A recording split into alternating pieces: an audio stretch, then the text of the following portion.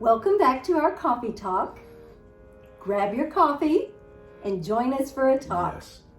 If you have something that you would like for us to talk about on a coffee talk, let us know in the comments and we'll do our best to do a talk on that on a future coffee talk. Today, we're going to talk about some tips to help keep you safe as far as cybersecurity. A couple videos ago, we talked about scammer tactics and tactics that scammers use to trick you. And so today we're going to talk about some cybersecurity tips to keep you safe when you're online. Yeah. Scammers don't care what age you are or anything like that. All they care about is to trying to trick you into either clicking on something or just anything they can to get your private information. So be very, very careful, and hopefully this video will help you.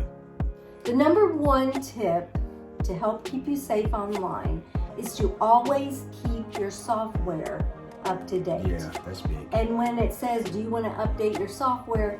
Yes, you do, because a lot of times they have security updates on there to keep people from hacking into your phone or whatever the case may be. So yes, always keep your software up to date. That will help keep you safe online.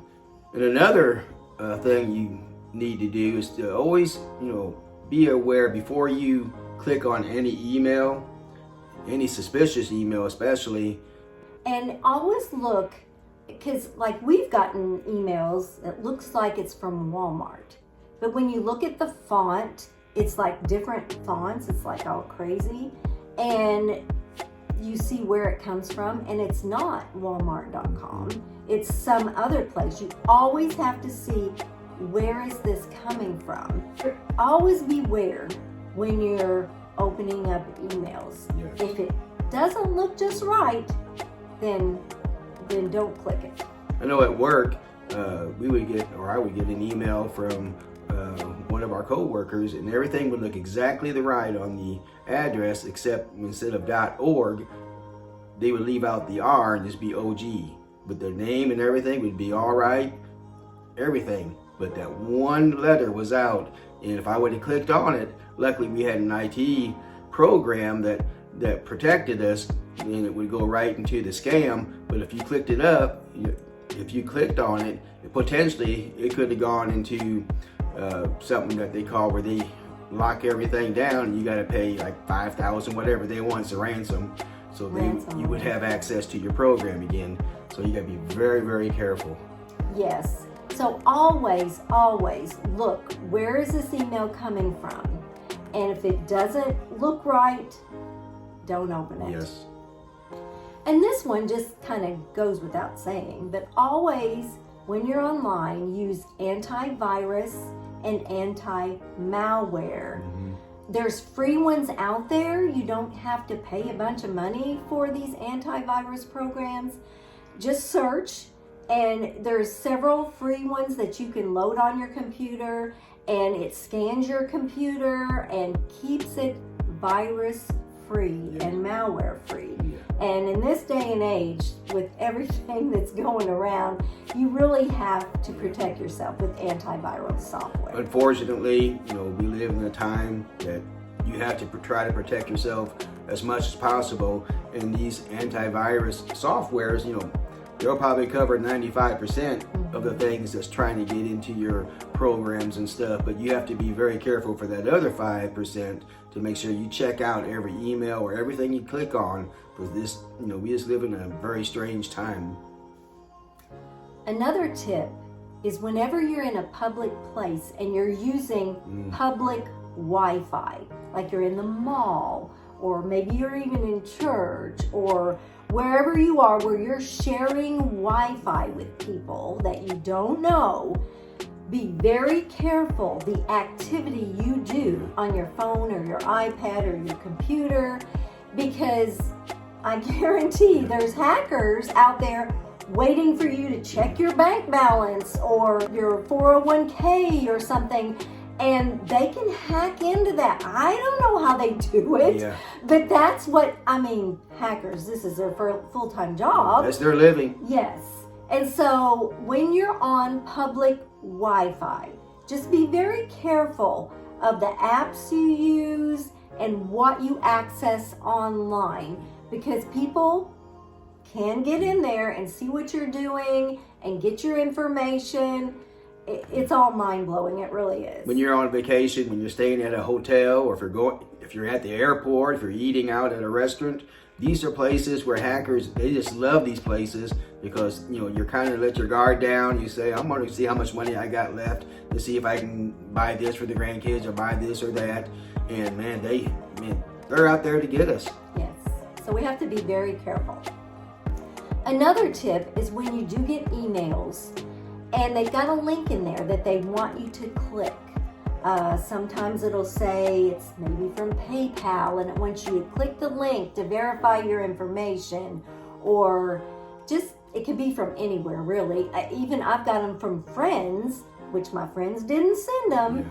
Yeah. Somehow people got their email address and they spam these links, and they want you to click the link, and then they can get in, get your information. So, if it looks fishy, like if I get an email from somebody, I will message them directly and say, did you send me an email with some kind of a link? 9 times out of 10, no, I didn't send it. Well, that's just a ploy to get you to click the link. Another thing that you got to be very careful about is check your passwords. Don't be lazy and doing a real easy password like 1 2 3 4 5 6 7, or just the word password or something like that. Those are the first thing that hackers look for, is the ones that most people think, oh, I'll just put 1 2 3 4 5 6 7 or 7 6 5 4 3 2 1 or password backwards, something like that. Really use a password that is very, very strong. And don't use your name, don't use your birthday, don't use your address. These are common sense things, really, to get a really secure password that's easy to remember, because I just hate it whenever you have to change your password all the time. It's like, and you can't use the same one you've already used. So the easiest way to get by that is to come up with a phrase in your head, such as, I live in the country at the @ 17 chickens. And I'll post up here what your password will look like. You take the first letter of each of that phrase, and then you use the @ and you use the 17, because you have to have numbers. Yeah. And so I'll link it up here, or you can see it up here, what it will look like. But use a phrase that you can remember. And then when you have to change the password and it can't be the same one, put a number in front of it. 1, I live in the country. And then next time you have to change it, 2, I live in the country. And that way, it's a very strong password, and you can remember it because it's a phrase that you have made up or that you're familiar with. And so that's a good way to have a very strong password, and that you can easily remember. And you're really not supposed to write down your passwords for all your social media accounts or your email accounts or stuff like that, but definitely don't put it in your phone, because that's the first place that hackers go, is all the information, your notes in your phone. But we do on certain things have things written down, but we keep them really hidden in a place where we only know. So be very careful where you write down your passwords.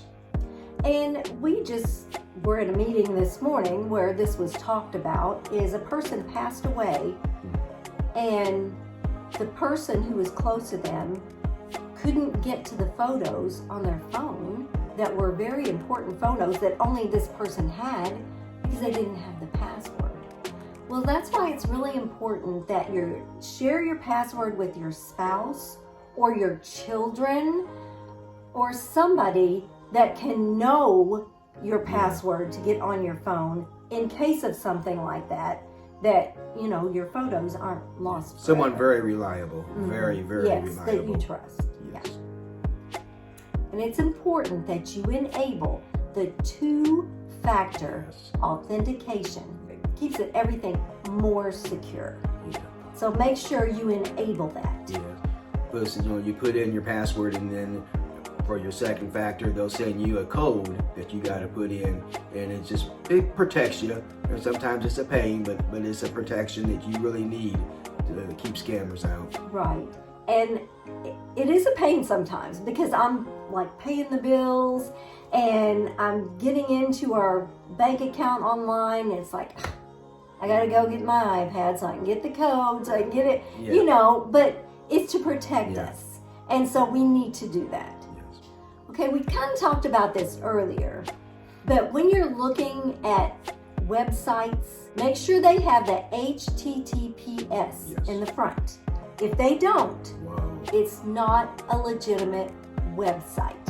So when you're looking at websites, because there's all kinds of them out there, when you Google something, these things come up and you think, oh, let me click on, oh, that's not right. Make sure they have the HTTPS in the front before the www dot whatever, to make sure that it is a legitimate website. Another thing is to make sure you have all of your important data backed up. Yes. It happens every day. People's computers just die. Just for no apparent reason, die. If you don't have that information backed up, you're up a creek without a paddle. You're just starting all over. I keep all of our tax information in spreadsheets on the computer. And every time I post things in there, I put the little flash drive in and I back it up, because you never know when your computer is going to bite the dust and all your information goes out the window. You can never back up too much. I'd rather back up 4 or 5 times a day than say, oh, it's not going to happen to me this week, and then, man, you lose everything and all the work you got to do to try to redo basically everything you've done. It's just crazy. And it's happened to me before when I was typing out things on the computer. I was working, typing out things, and I did not save it. And when I was in the office, this happened quite a bit. The electric flickered. The computer went off. Everything that I just spent the past hour and a half doing was gone. So just if I had clicked the save button, I would have saved myself a lot of headaches. And lastly, and this is very super important, especially for older people, when you are on social media, do not click all of the stuff.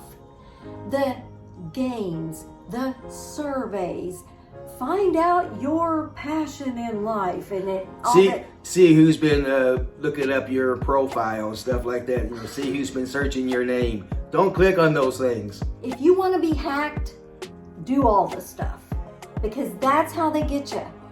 Just don't do it. Just scroll on by. And a lot of these things where it says, put your year you graduated and your favorite food and blah, blah, blah. The hackers can use that to figure out passwords, to do all this stuff. It's not worth it, guys. No. And older people, they get on there, and speaking of myself, because I'm an older person too, don't just get in there, oh, that looks fun, let me click that. Oh, let me click that. No, don't do that. If it's not from a friend and it's a legitimate thing, don't click on it. You're gonna get hacked.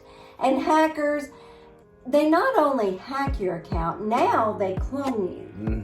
They get your profile picture and they get all your information, and it looks like you, but it's not you.